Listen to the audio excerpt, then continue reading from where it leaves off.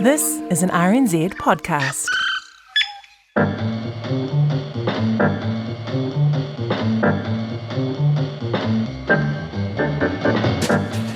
Kia ora and welcome to Context. I'm Corin, Dann. And I'm Guyon, Espiner. Context is the backstory to the front page story. We take an issue making headlines today and trace its long shadow to try to figure out how on earth we got to where we are today. Indeed, but there is a catch. Only one of us knows the topic we're going to be talking about. We take turns, of course, being fair and balanced, folks. So, Corin, you're up. What are you going to drop on me today? Well, I'm going to start with a question actually first. Have you, in the course of your esteemed career, Guyon Espiner, ever thought, you know what, I've had enough, I'm up in sticks, I'm going to head across the ditch, try my luck overseas?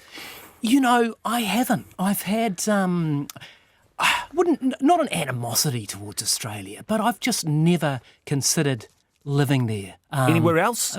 Britain and the US, and spent a bit of time in both, and worked in Britain. I actually worked as a journalist for a wee while in Britain. I worked for Sunday Times and the Times, the Murdoch press for a wee while there. So I've considered upping sticks there, but never to Australia. Interesting. So I think we can say that then you were part of the brain drain at some point, and that might be the hint of what we're doing today. We are looking at the issue of the brain drain from New Zealand. That is the loss of talented people, really, and that's the definition we're going to be talking about today. Talented people, people with skills, leaving the country for greener pastures. Primarily Australia is the focus today because overwhelmingly the vast bulk of people leaving New Zealand for other opportunities is to Australia. I mean, do you know how many people New Zealanders are living in Australia at the moment? It'd be just shy of 1 million, wouldn't it? Not quite that many. We're looking at about nearly 700,000, I think, 670,000 New Zealanders who live in Australia. It is the vast bulk of Kiwis who leave this country. And the reason why we're talking about it today is because the numbers have spiked again. Right throughout our history, we've had periods when the numbers of Kiwis bailing to Australia and elsewhere, but mostly Australia, has spiked. And when it does, it starts to become a real thorn in the side of governments. And all governments of all shades have had to deal with this over the years. And in the year to May this year, we saw it spike to a decade-year high. We're talking 30,000.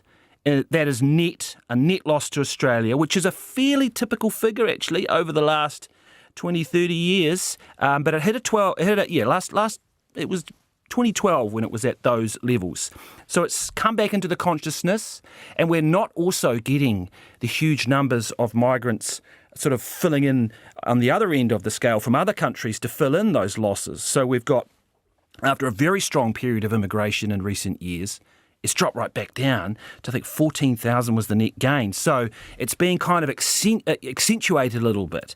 Now, let's have a little listen to an attack by the opposition in Parliament. And the government, I think, is feeling quite a bit of pressure on this. Is it the government's growth strategy to grow the number of New Zealanders leaving this country, with 191 New Zealanders leaving every single day, and the number of young qualified people desperately struggling to find a job?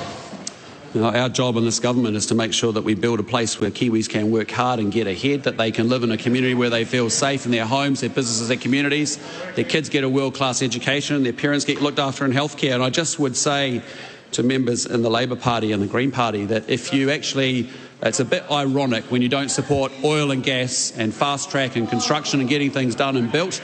And actually, where do Kiwis go when they go to Australia? They go work in oil and gas and mining. Get on board, support mining, end the oil and gas ban. Let's get it done. Mining clearly is a big issue when you think of Australians' mining capability. I mean, why do you think, Guyon, you would have covered this story over the years.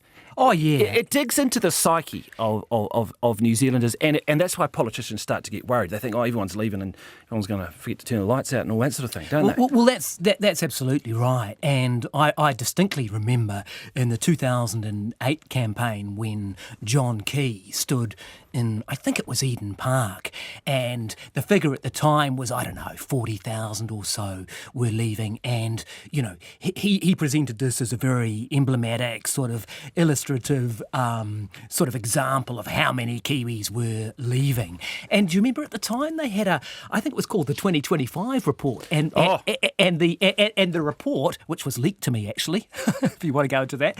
I am going to go into that. Yeah, it was quickly knocked out of the water. But this idea was to catch up to the incomes that Australia has. Now, I'm not sure you'll have the figures here, but something like New South Wales has, salaries 35% higher than New Zealand. So, look, it's a massive political issue because of the confluence of things, because it's so bloody easy to go to Australia, because you have a shared workforce, but also because you've got that competitive streak, right? So much so that, we feel a sense of competition, and we feel a sense of loss, I suppose. Absolutely. I think you've summed up a lot of the things excellently that we are going to cover today, and I'll hold you to the location for that John Key comment you mentioned there in the 2007 Was it the election. Cape Town, brother? You might have to rethink. We'll get to that one. We'll keep that one up our sleeve because the location is interesting. And it is the important point to make here, as we're going to go back through the history of when there have been these spikes in numbers leaving and where it's caused this sense, I wouldn't say moral panic, but it's caused us anxiety about, is New Zealand falling behind? Are we going in the right direction? And politicians seize on that. So it's not a new phenomenon. It really isn't, although it's become more prominent certainly in the last 50 or so years. But I want to test your memory on something here. There's one quote which stands above all other quotes when it comes to the brain drain in New Zealand. Now, I referred to this on Morning Report a few weeks back, and it's a famous one. Does anything jump to you? Yeah, what jumps to me is that New Zealanders leaving to Australia raise the IQ of both countries. And that was Robert Muldoon. I don't know. Do you want a date? Am I right? You are right. You're absolutely right. But there's a fish hook in this. Keep going. Was this? I'm trying. Most of my New Zealand-Australia relations sort of is it before the underarm bowl or after it? It's probably around then, and it's actually quite 1981, 1980. Yeah, I would say that it's actually a little bit hard to pinpoint. But here's the interesting thing: did he not actually say it? Well, he did say it by all accounts. It's very difficult to find any record, and our producer William and I both had a look for this. It is a great line because it really, and he was using it under pressure because Kiwis were leaving in big numbers to Australia at that point. And there was a number of factors behind that. The economy was weak, but also some travel, some rules around the ability to work in Australia. But I'll get to that. But this quote is very interesting. So anyway, I make this comment. I said on air on Morning Report that quote. Get a text from our old mate Mark Sainsbury, former One News political editor, and he says to me, hey, actually, it wasn't Muldoon's quote to begin with. Muldoon apparently used it, and it's become one of these sort of massive quotes. It was actually this person, and you can guess the voice, and we'll talk about him afterwards, but let's play the clip. I spoke to him earlier this week. Well, years and years ago, I read The Queer Fellow, a novel by Brendan Behan. And in that novel, Brendan Behan talked about when the Irish go to America, it raises the IQ of both countries. And then when the brain drain started in New Zealand, I modified it without attribution. I didn't give Brendan the credit. I took it all myself. I said, when Kiwis go to Australia, it raises the IQ of both countries. And I put it in the listener column. Then about 10 days later, Muldoon quoted it, acted as though it was his quote, but it wasn't. It was mine. I'd already stolen it, so I couldn't get too pious. Longy stole a line of mine as well. It wasn't just Muldoon. In Longy's farewell valedictory to Parliament, he said, Winston Peter can't be here today. He's been unavoidably detained by a full-length mirror. It still makes me laugh. That's got to be Tom Scott. None other than Tom Scott. Who was also, of course, famously banned from Robert Muldoon's press conferences, wasn't he? Yeah, we should explain to New Zealanders who aren't familiar. I mean, he is one of the legends. He's a genius, isn't he? I mean, I worked at the Evening Post. It was my first real daily newspaper journalism job, and he was a famous cartoonist there. And you would, so we'd roll in about 7 a.m, and first deadline was 9:30, and the norm noise of this newsroom and the clattering of the keyboards would rise in this sort of crescendo. And in the corner, Tom's got to be scribbling away because he had to do a cartoon every day.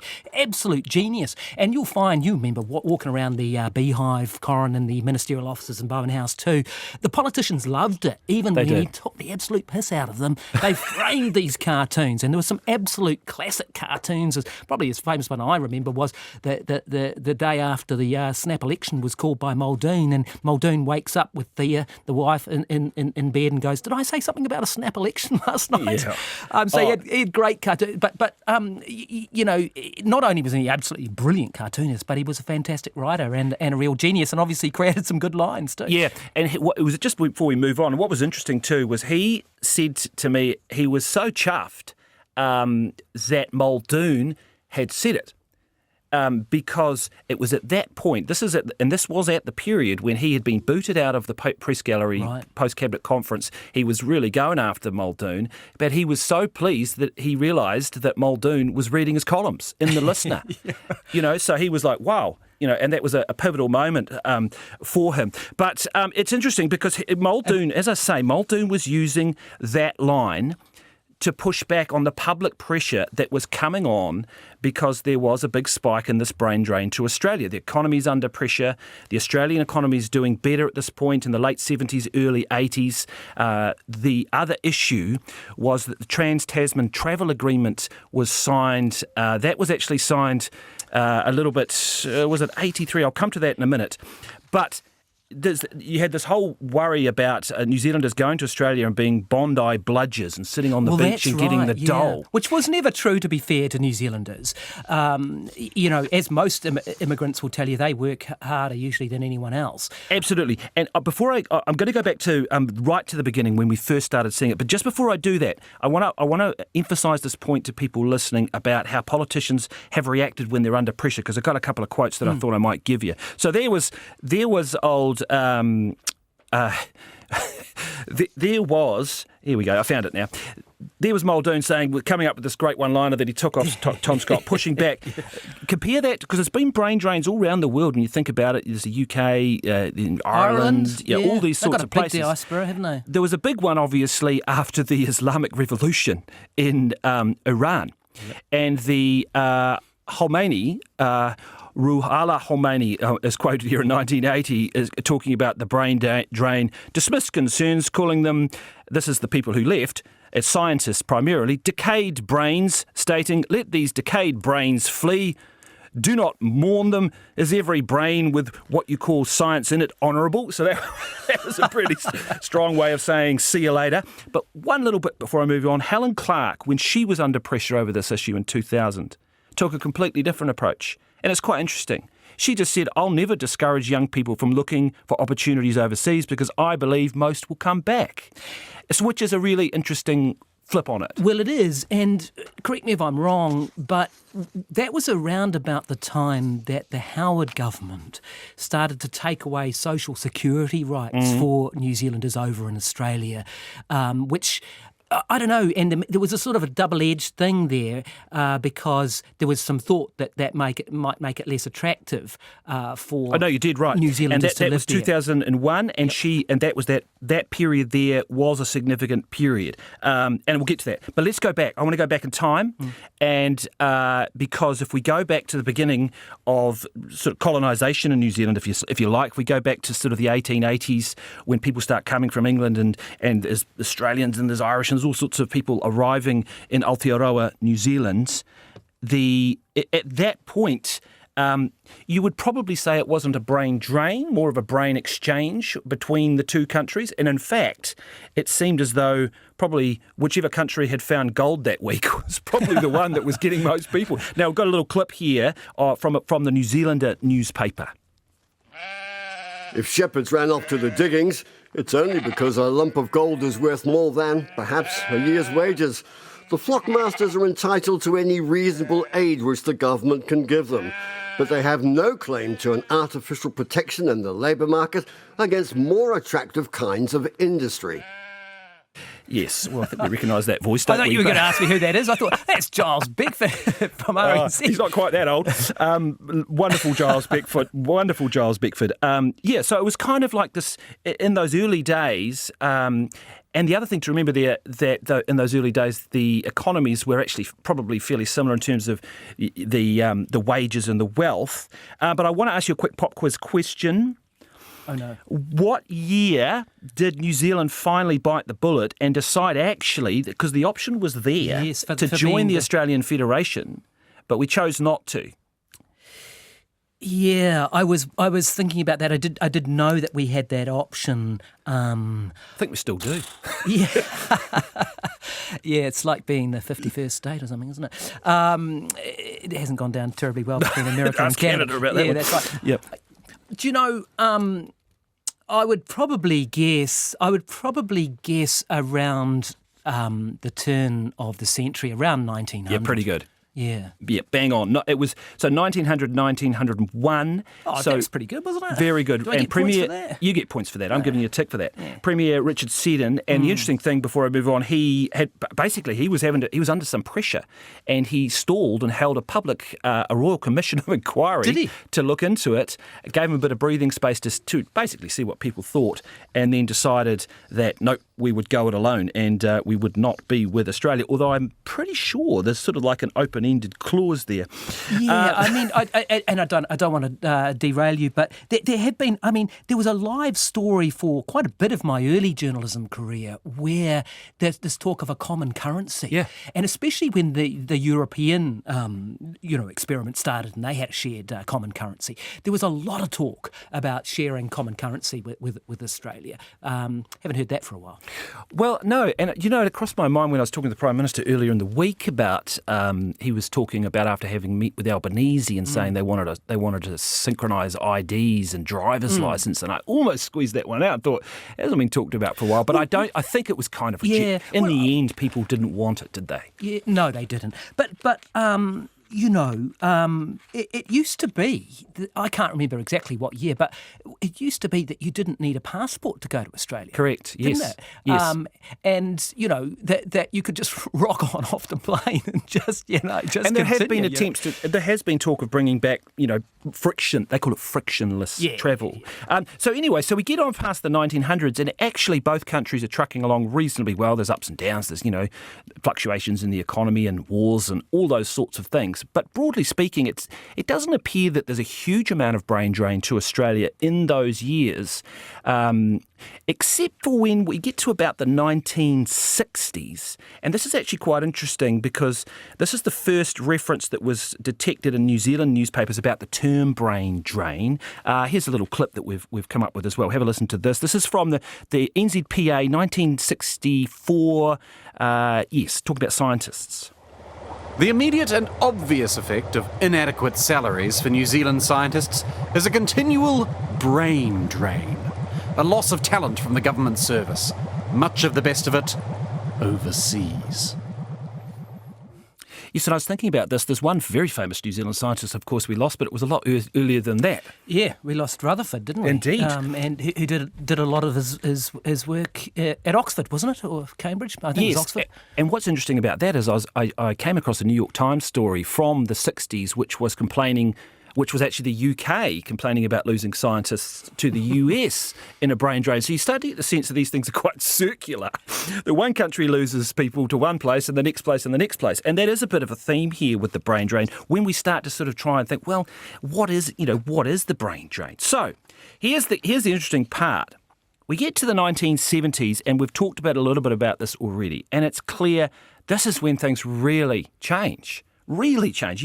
I've got graphs and I'm looking at them, and you can just sort of see this the lines both with wages, Australia moving ahead of that 20-30% gap that you talked about, starts to emerge in the late 70s to early 80s. But I'm just wondering, where does CER pick into that? That this is closer economic relations. It was pretty much the first New Zealand free trade agreement, and I think that was signed around 1980, 1981, wasn't it? I checked that. That was 86 CER. So was it that late? Yes. So the Trans-Tasman Travel Agreement was 73. I'll come to that. I'll just jump into that. Yeah. So it is important to talk about these, and there's two threads to this context.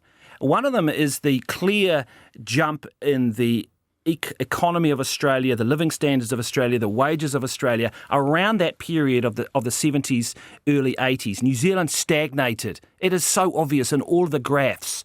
We came out of the wool boom, we crashed, we couldn't recover. You had Muldoon trying to think big, all these things. Our economy just stalls. Yeah, and slips behind Australia. And off the back of the 1973 EEC. EEC, the European Economic Community, where we used to sell, what was it, maybe 70, 80%, maybe more. I can't remember the exact figures, but we were basically Britain's farm right up into that point. So we took a massive hit on that, didn't we? In a way that Australia didn't. And that number of net loss of New Zealanders who start going. And we can pinpoint that to a couple of things, as we've talked about. The economy.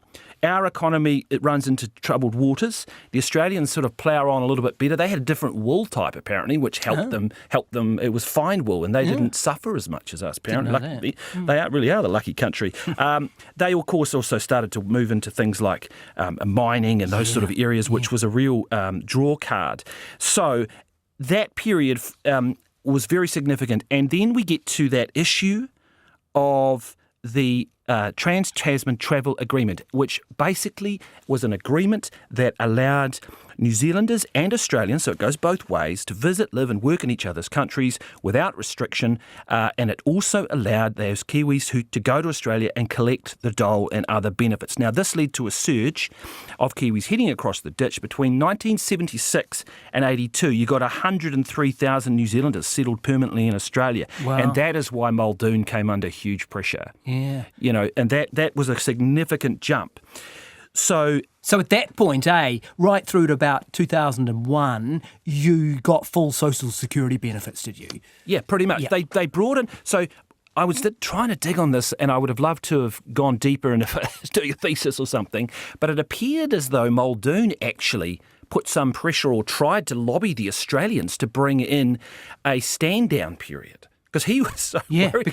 And they did. They brought in a 6-month stand-down period for the dole, and then a 2-year stand-down period, and it's related to your residency. But effectively, it didn't really stop it. You know, once people, I think probably, and the other thing would have been just being able to get on a plane and the ability to go. Well, that's true too, Because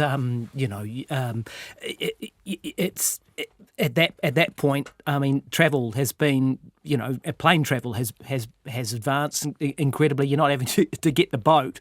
Everything becomes that much easier, right? Absolutely. I actually had 3 uncles who left in the 70s from Christchurch. Wow. One on my dad's side, 2 on my mum's side, who went and lived in Australia, and they've lived there all their lives. Most of them. One of them came back to New Zealand for a little bit, but generally speaking, they were in that period, and they were what you would describe as the brain drain. They were all pretty educated. They'd come through. One was an architect, and one was a carpenter, and one was a food scientist. So not too many come the other way, do they? Well, most of them are returning New Zealanders. Yeah, true. That's what most of them, in the stats. And that's, I guess, one of the key points here is that you hope they come back. The big worry at the moment, and this is something that Professor Paul Spoonley, who studies this sort of thing, he's an expert in population. He's a population demographer dude, isn't he? Yeah, he's very worried. He thinks that the ones that are leaving at the moment are in their 30s, that they are skilled, that they are nurses, doctors, police, and we know the Australians are trying to recruit those. They aggressively recruit, don't they? They do. Shamelessly recruit. Well, they can offer that more money. Yeah. Now, let's get to the. We'll whip through the 1980s and get into the 2000s because it starts to get interesting politically. Can we talk about the underarm at any point? we're in. Well, we could actually. Oh, yeah, we're in the 80s. So anyway. Well, Muldoon talked about it, didn't he? Yeah. I mean, he said it was appropriate that the Australians were wearing yellow when he had some good lines, didn't he? Rolled the ball down at the MCG. 1980. Well, 81. and actually, I can remember that sitting on the couch watching that as a young fella. I mean, it did hurt. It did sting. I think that's why. You asked me at the top of the show, mate, why I'd never gone to, wanted to work in Australia. That might have been part of it. I think I was 11. I think you're probably right, actually. I think we're digging at something deep in our psyches here, guys. 80s through to the 2000s. Look, I've got to skip through because obviously it's a big period. But you think of Rogernomics. The one thing I might ask you about here is for your thoughts on was New Zealand went pretty hard and fast on neoliberalism. That's pretty well documented. The Australians went a bit slower. Yep. The Australians were more measured in their opening up of the economy. Yep. We had much higher unemployment as a result. We did get productivity growth, and things did start to improve in some areas. But I think from my sort of looking at that period through to 2001 from the 80s was that, again, it fluctuates up and down a bit, but the average is still, you're still getting that net loss. And I think, Australia perhaps just handled that period better. What do you think? Yeah, I think there's some truth in that. I mean, not many people nowadays argue that we should still own tourism companies and chateaux, and I think we used to own the Listener at one point. I don't think that many people argue that we should go back to what life was like before the 1984 Rogernomics revolution, where you needed a prescription to get margarine because you weren't supporting the farmers and butter, and any other number of examples that you want to use. But the main criticism that seems to hold is that we just did it too fast.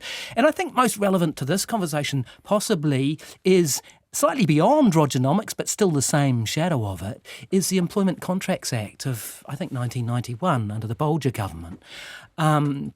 Where you really did break the unions down. And look, I've got no candle for the unions, I'm not arguing that, but you'd know this, the Aussie unions are still and have been very strong, and they fight for very strong wages and conditions. And I remember even interviewing Jim Bolger for a series we did called The Ninth Floor, where we went and interviewed all the living prime ministers at the time, and we did a series on it. And one of the things that Jim Bolger said to me, and it made quite a bit of news at the time, was he thought that unions were too weak in New Zealand and we'd gone too far with this and they didn't have enough leverage.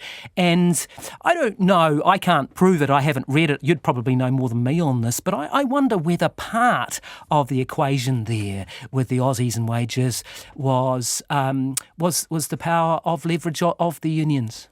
There's no question that the unions in Australia are still stronger, and that has certainly been one of the arguments here from unions here, hasn't it? That when you look at that wage gap debate, they have long argued that labour conditions have been a factor in that. Yeah. The other thing I'd add to that, and your brother Liam Dann from the New Zealand Herald bangs on to me about this quite a bit, is compulsory compulsory superannuation in Australia. Well, that's another whole context. It is. It's a whole show, brother. But he reckons that is one of the main reasons why Australia is richer than us, because they have that. But anyway. Yes, and we could go right back to Muldoon again on that one, couldn't we? And we will, because he cancelled one of us will do that at some point. We'll make that promise. Because he cancelled compulsory super scheme. So let's just rock into the 2000s here, because you mentioned this earlier on. So we know that New Zealanders up until 2001 were able to go to Australia, and they had a bit of a stand down, but they could get the dole, they could get some help, they could set up their lives, they could get on with things, and it was all great. But in 2001, as you say, the Aussies start saying, "Hey, this is costing us $1 billion. We're not happy about this." By all accounts, they were apparently worried about the issue of people using New Zealand as a launching pad or a lily pad. Well, that's right. This third country issue that they felt that they had, that you would bounce in to New Zealand with the idea of hoping to end up in Australia. Yeah, that was their concern. So Helen Clark cuts a deal with Howard. Yeah, you may remember this. This was 2000. Controversial. I remember covering it. Yeah. So she does a press conference with Howard, and she says basically her argument is, we've got to bite the bullet here. We might not like it, but we've got to do this. So it suddenly makes it a lot harder for New Zealanders to get citizenship in Australia and to get those benefits and to get those rights. Now, some reports from Infometrics was one, and others have suggested this did have some impact on the numbers of New Zealanders and on that brain drain, because suddenly it was less attractive to go. But if you look at the numbers, the average over that period going over the early 2000s, it's still up around 30,000, net loss. The net loss is still pretty strong. So it may have had some impact, but we were still certainly losing a lot of New Zealand citizens to Australia over that period. And it carries on. And then, as you alluded to at the beginning, we get towards the 2007 election. And there have been some good years under the Clark government towards the back end of their administration. The economy had some reasonable growth. If you think of those years when Cullen was banking big surpluses and this sort of stuff. So in those periods, New Zealand tends to not worry so much about the brain drain, does it? Well, then along comes John Key. Yeah. and then he stands up in a stadium. So let's play the clip and then you can talk about it. We're here today at Westpac Stadium. It holds nearly 35,000 people. And believe it or not, the equivalent of this entire stadium and more leaves every year to permanently live in Australia. They leave in part because the wages and conditions are better in other countries. And I'm convinced we can do a lot better than that. I'm convinced we can give them a reason and a purpose to stay in New Zealand. Doesn't he sound young too? It's amazing how voice changes over time, eh? And not overly unmistakably John Key, but he sounds a lot younger. And not overly dramatic, was he? He was just sort of calmly laying it. That's one of those ads that stuck, you know. Oh, big time! It did. Yeah. So I mean, I'm a guy who calls the Christchurch Stadium that I watched Richard Hadley bowl right arm and bat left-handed in Lancaster Park. So yes, I can right. always forget the branded naming rights. But is that Wellington Stadium? What I'd call the Cake Tin, yeah. And you're absolutely right. It's not called Westpac Stadium now. It's called Sky Stadium, I think. It's probably been through about 4 names before that. yeah. Makes you wonder why they pay so much when no one can remember what the branding is. But that would have been the 2008 election campaign, wouldn't it? Yes, it was. Yeah. And that, I think, that clearly was a very effective strategy. Again, harking back to those echoes of Muldoon there, where and the pressure that goes on politicians when the brain drain spikes up and people start losing their cousin or the brother or the uncle says, I'm off, I'm over to Aussie. Oh, it's beautiful weather over in Gold Coast, and starts to play on that psyche a little bit. And he was very effective, I think, at that. That was a very effective ad campaign. It was. I imagine if you lay it over your graphs of who was leaving New Zealand, there'd be a pretty, positive relationship, wouldn't there, between problems in the New Zealand economy and those leaving. In other words, when New Zealand's economy is not prospering at all, people leave. And, absolutely right. They're and I think highly motivated by that, if that's one of the big takeaways people do need to have from this, is that clearly, economic fortunes do have an impact. So Key comes in, right, and all of a sudden he wins, right? So the pressure's on him now to come up with a way. How are they going to close this wage gap, which is 20-25%? Sometimes during the course of that period, it was like $500 more a week that the Australian was earning for an equivalent job. There was all sorts of numbers I was looking at, and it was pretty clear. So comes up with funnily enough, as you say, the 2025 project. Let's have a listen to one of the MPs from the ACT Party who was involved with that. We can carry on like we are and get all these freebies from government, if you like, and say, well, isn't that great? But if you accept that, don't expect to have your children and grandchildren necessarily staying in New Zealand, because they'll be finding themselves a far better job and better prospects in another country, possibly Australia. You know who that is, don't you? That's Rodney Hyde, last seen on Reality Check Radio. He was the ACT Party leader at that time, and he'd done a deal from memory with Key that he would have this 2025 task force. And did he appoint Don Brash to lead that? I can't remember. Yes, did he? Yes, Am I it was right Brash. on that? Yep, you're right. Yeah, and just a quick war story on that. Yeah, no, I want to hear this. So they come up with this report, right? I was political editor at TVNZ at the time in Wellington, and I thought, I want to get this yarn first. And so I convinced someone who will still remain nameless to give me the key parts of this. Effectively got leaked most of the document. And from memory, it was, it was a slash and burn sort of, reignition of Rogernomics sort of stuff. I mean, it was basically sell all the assets. From memory, a flat tax that I think it was Douglas 25 didn't even cents. do, 25%, something like that. It was a real neoliberal bonfire sort of approach. And I thought, okay, this is interesting. And I got hold of Key, who was overseas somewhere at the time, and he came back to me straight away and he said, none of it's happening. He killed it stone dead. And so the first that ACT had found out about it was basically I went live on the telly that night and said, the thing's gone, it's a dumpster fire, it's not going to happen, it's all over. So, I mean, and that's interesting for a number of reasons too, because yes, Key, it is. I mean, he's hardly a hand-wringing right-winging lefty, but God, he knew, didn't he, where the political pulse was, where the radar was, which way the wind was blowing. He knew that Kiwis weren't going to. Man, he must have had some leverage to do that, or some confidence to just outright do that. Interesting you say that for context, because, would Luxon do that today with Peters and Seymour? Not in that way. No, he wouldn't. And part of it, that is just maths, eh? So back in those days, Key had won government with, 47% in all his elections. So the ACT or United Future or Te Pāti Māori at the time were just little dashes in the cocktail rather than, half a glass or a third of a glass. So, he had the leverage to do that, and he totally put ACT in its box over that and said, nah, it ain't happening.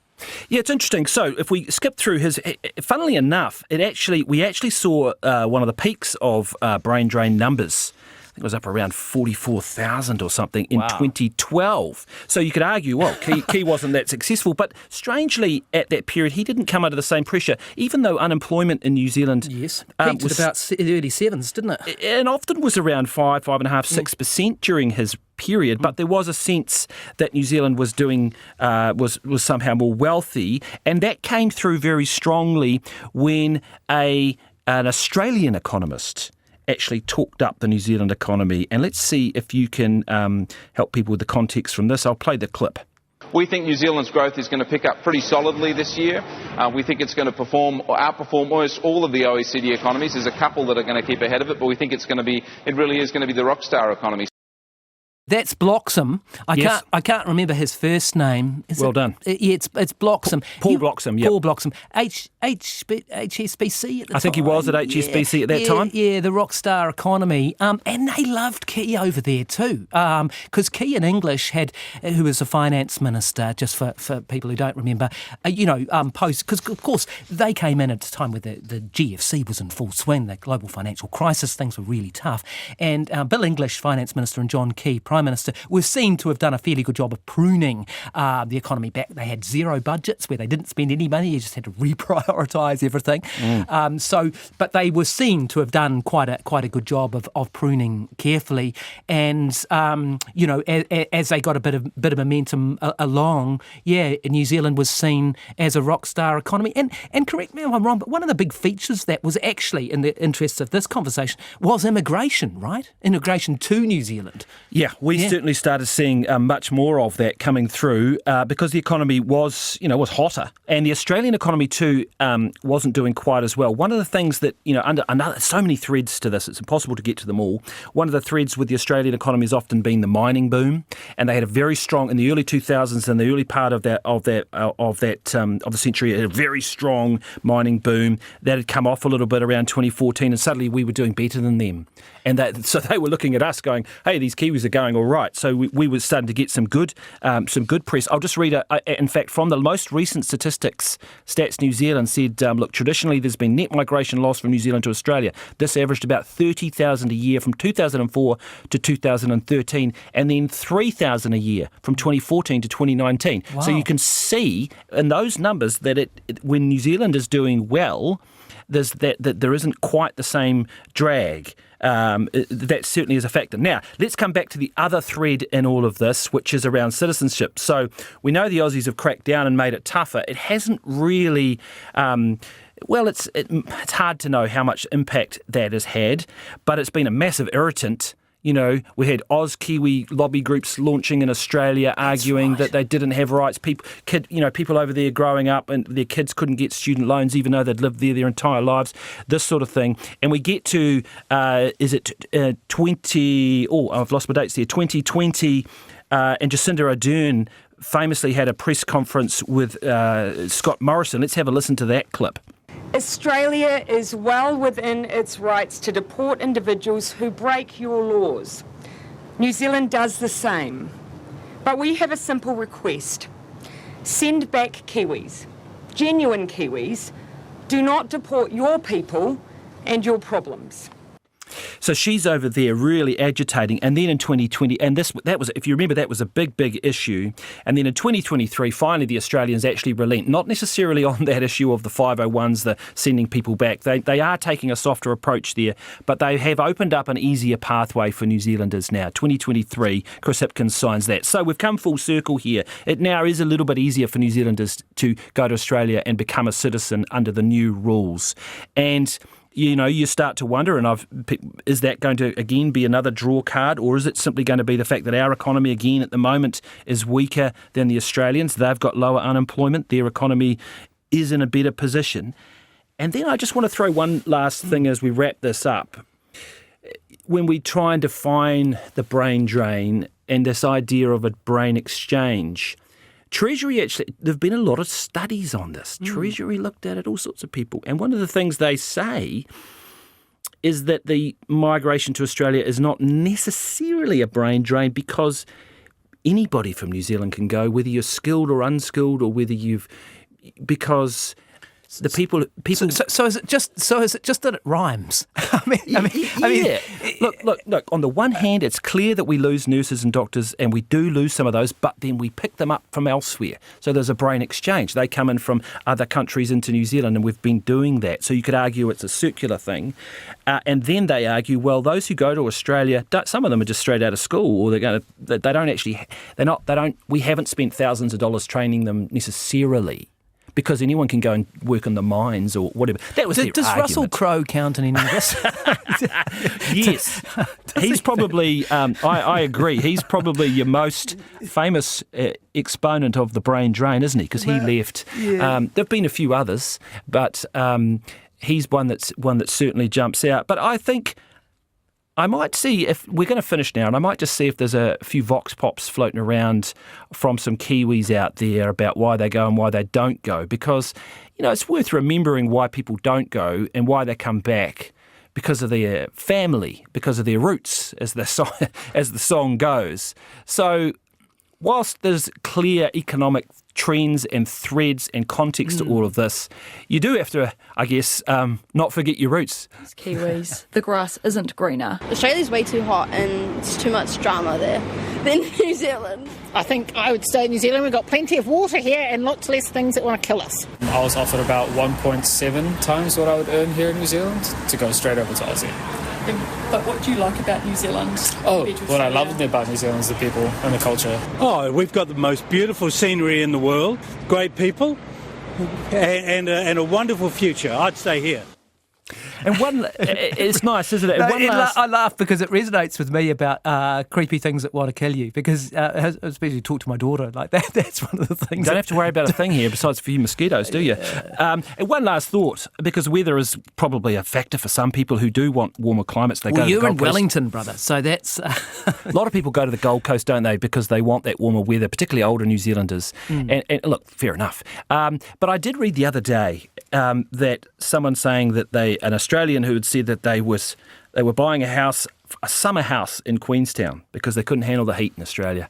Wow. So, with climate change and the way the world's going, maybe the brain drain will come the other way. And maybe you'd need a salary at least 35% higher than New Zealanders to afford that. Well, that is true. Now, that is us. That is Context for this week. Thank you, Guyon. Thank you, everyone, for listening. We will be back again next week. Thanks for listening. You can follow or listen to Context for free at rnz.co.nz or wherever you get your podcasts. You can also watch the show on YouTube.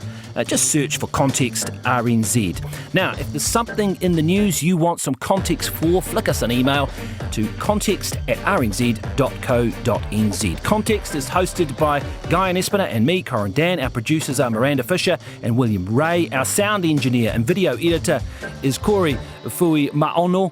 And our production coordinator is Brianna Uritich Gregg, and the executive producer is Tim Watkin.